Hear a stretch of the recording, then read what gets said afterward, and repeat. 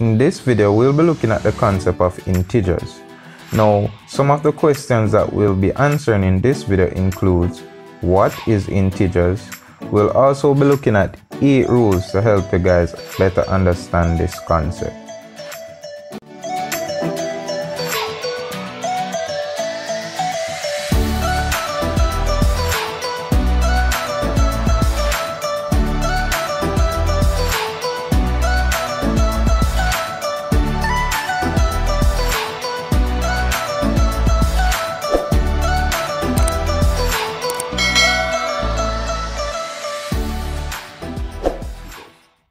Now, according to this thing right here, these are like whole numbers, but they also include negative numbers, but still no fractions allowed. Alright, so integers are negative and positive whole numbers. Now, fractions are not considered integers. Now, integers also include 0, that will be seen down here. Integers can be negative, as I outlined previously, and I've color coded those using red, and positive, and I've highlighted those using blue, or 0, which I've highlighted using green. Now we can also put that all together like this. So integers can go up to negative infinity. All right, so integers can go up to negative infinity or up to positive infinity.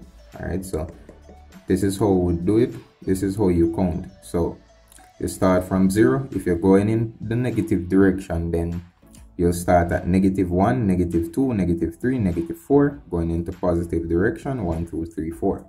All right.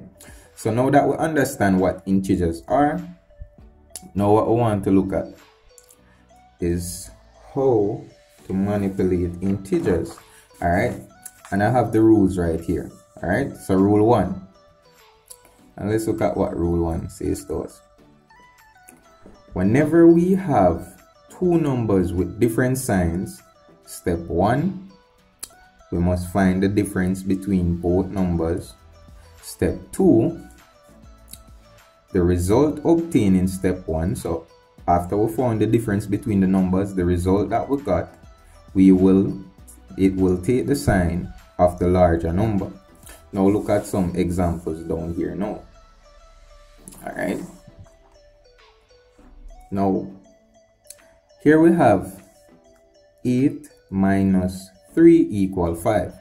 Now, looking at this right here, we notice that the 8 is positive, the 3 here is negative. All right, and this is a common problem that would have been doing from a very early age. So 8 minus 3, normally we just say it's 5. Now, what you would have been doing over the years is to actually find the difference between the numbers. Alright, so the difference between 8 and 3 is 5. Now, the reason why this 5 is positive is because it took the sign of the larger number. So in this case, the 8 is larger than the 3 right here. Alright, so the 5 took the sign of the 8, which is positive. Now looking at this example over here now. -8 plus 3 equal -5. Now, in this case, the negative number is larger than the positive number. Now, first we found the difference between the numbers, which is 5. Now, the reason why this 5 is negative is because it took the sign of the larger number. And of course, the larger of the two numbers is actually 8. Alright. Here we have another example. Alright. And these examples are pretty much the same thing. Alright. We just wrote it in a different way. We rearrange it. Alright, so this is the same thing as this. So if you look carefully, what we did, we placed the -3 at the front and the +8 after. Alright, so it's the same thing. That's why we got the same result. So it doesn't matter if the negative number comes first or if the negative numbers comes after. So here we have -3 plus 8. Alright, the difference between these numbers is 5. The reason why the 5 is positive is because, again, it took the sign of the larger number, which is 8. Now here in this example, we have 3 minus 8 equal -5. Again, this is the same thing as this example right here. We just rearrange the numbers. So here we have 3, the positive 3 at the front, and the negative 8 coming afterwards. So it doesn't matter the arrangement or the orientation, whichever term you want to link to this. Alright, so 3 minus 8 is equal to 5, negative 5. So the reason why this is a negative result is because it took the sign of the larger number. So first we found the difference between the numbers again, which is 5. The reason why it's negative 5, it took the sign of the larger number right here. Alright, now let's look at rule 2. Alright, so let's look at rule 2 now.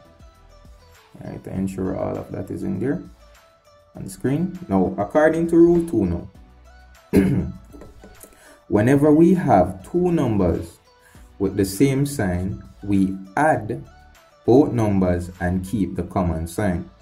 Now, for example, if normally when we have a positive 3 and a positive 5, so 3 plus 5, we say that's 8. Alright, so what we're doing, we add the numbers and keep the common sign, which is positive, so the 8 remain positive. Now, the same thing applies when dealing with negative numbers. So if we have two negative numbers like this, negative 3, negative 2, then we'll add the numbers. We have two negative numbers beside each other like this, negative 3, negative 2, we add the numbers, and our answer will take the sign of the same two numbers, so it will keep the common sign. So negative 2, negative 3, we add the 3 and the 2, we got 5, and we keep the common sign, which is a negative sign right there. Alright, now the same thing applies here, and this, it doesn't really matter whether or not the larger number comes first or after. It doesn't really matter. The same thing applies every time. So we demonstrated that right here. So here we have the smaller number coming first, negative 5 minus 8. The same thing applies. You add the numbers, 5 plus 8 is 13, and you keep the common sign, which is negative. Alright, so I guess these should have been negative and not positive. Alright, so we'll have to change these right here. So these are negative. Alright, so these should have been negative.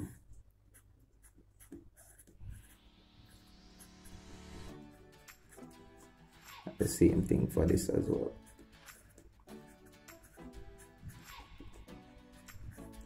Alright, so let's look at this thing now. Rule 3. Whenever we have two negative signs, alright, so whenever we have two negative signs beside each other, the combination of both signs is equivalent to a positive sign.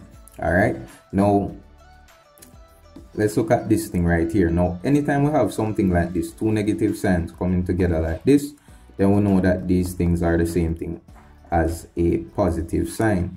So here we have 3 minus 5, and what you see I did there, I circled the negative numbers and these two negative signs. Alright, negative signs, sorry.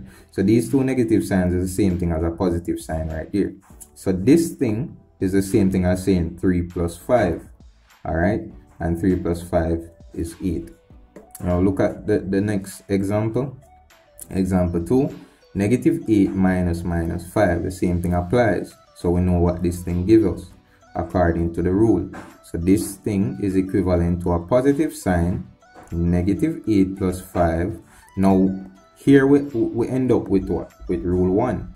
Alright, so if you recall rule 1, this is pretty much rule 1. So here we have a negative number and a positive number, and looking at this now, we know that what? We'll find the difference between these numbers. The difference between the 8 and the 5 is 3. Now what will happen here now?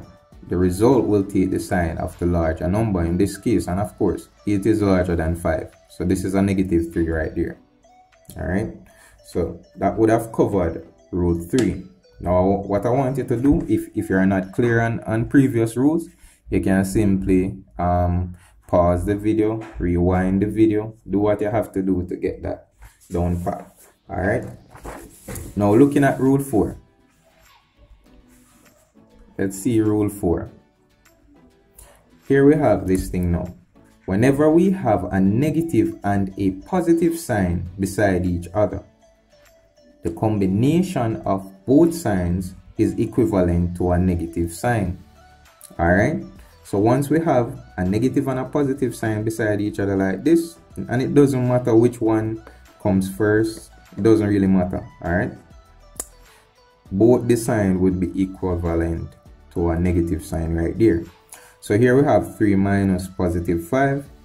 As you see, I circle that thing right there, and we know that this thing is equivalent to a negative sign. So here now we'll end up with 3 minus 5 is equal to negative 2. And again, this thing is rule 1. Alright, so we have a positive and a negative number. We do what? We subtract the numbers, we get the 2 right there, and our answer took the sign of what? Of the larger number. So always remember that. Alright, so pretty much rule 1 and rule 2 are rules that you'll see very often in integers. Alright, now example 2, 8 minus positive 5. Again, we know that this thing is the same thing as a negative sign right there. So this is the same thing as saying 8 minus 5. And again, we know how to deal with this. Alright, so 8 minus 5 is equal to 3.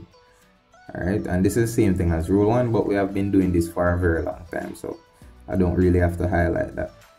Now, negative 8 minus positive 5. Now, again, same thing apply. This thing is equivalent to a negative sign, so this is the same thing as saying negative 8, negative 5, or negative 8 minus 5 is equal to negative 13. This is rule 2. Alright, so this is rule 2. So negative 8 minus 5 is equal to negative 13. So according to rule 2, once we have two negative signs like this, we can do what? Add the numbers and keep the common sign. Alright, so what you notice in rule 3 and rule 4, we can apply, we end up reaching a scenario where we have to use rule 1 or rule 2. Alright, so once you know all the rules, then integers is pretty much a cakewalk for you. Alright, so once you know all the rules, so you just want to understand these 8 rules that I'll be outlining, 4 more to go. And the 4 remaining rules are very easy. Alright, very easy to remember.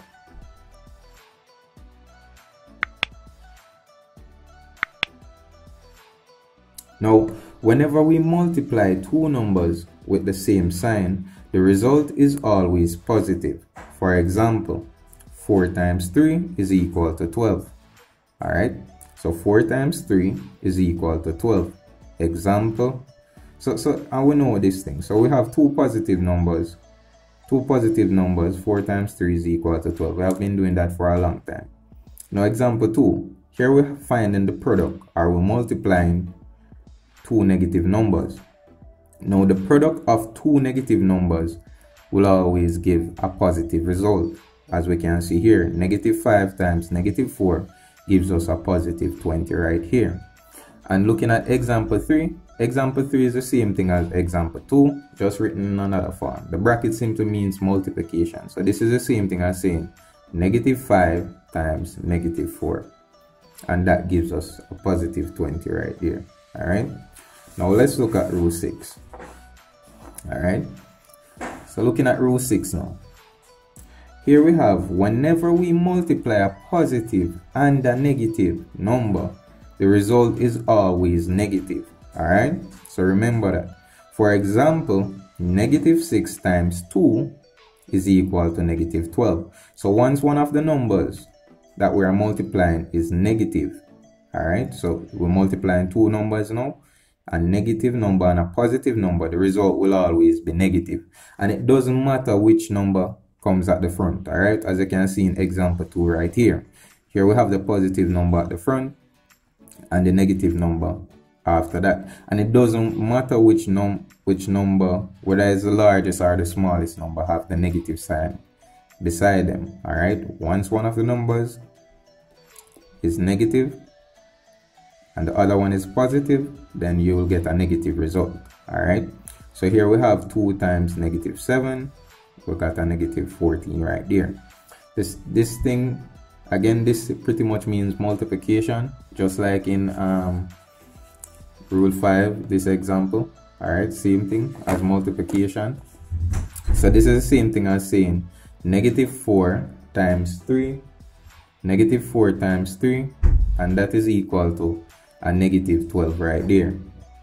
So that's pretty much it for rule 6. Now let's look at rule 7. Alright, let's look at rule 7.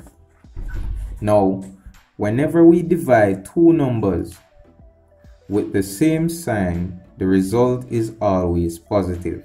Alright, I would have been doing this for a while now. Example 1. So 12 divided by 3, two positive numbers, we get a positive result. So 3 goes into 12 4 times. Alright, for example 2, here we have negative 20 divided by negative 4, and that gives us a positive result also. So once the two numbers are of the same sign, so we have we're dividing two negative numbers, we're dividing a negative number by another negative number, the result will be positive.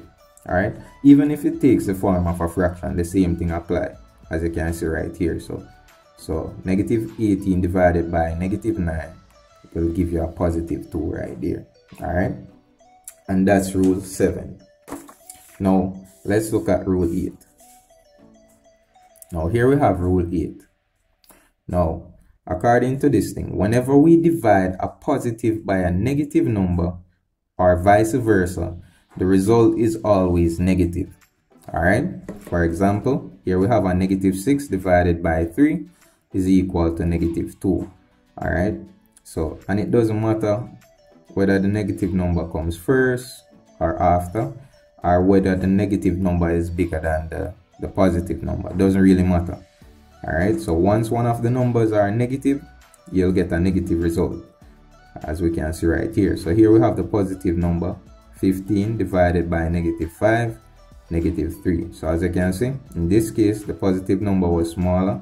In this case the positive number is larger, and it's still, the result is still negative. Alright, now even if it took fractional form, it doesn't matter if the positive or negative number is in the numerator or denominator. It doesn't really matter, as we can see in this example right here. So negative 35 divided by 7 will give us a negative 5. Alright, so once you're dividing negative by a positive, you get a negative result. 24, positive 24 divided by negative 6 is equal to negative 4 right there. So these are the 8 rules. Alright, and once you have those rules down pat, then integers are pretty much a walk in the park for you. Alright, so if you haven't got those rules as yet, please rewatch the video, and you can pause where necessary and read the instructions or the notes underneath each rule to help you get a better understanding.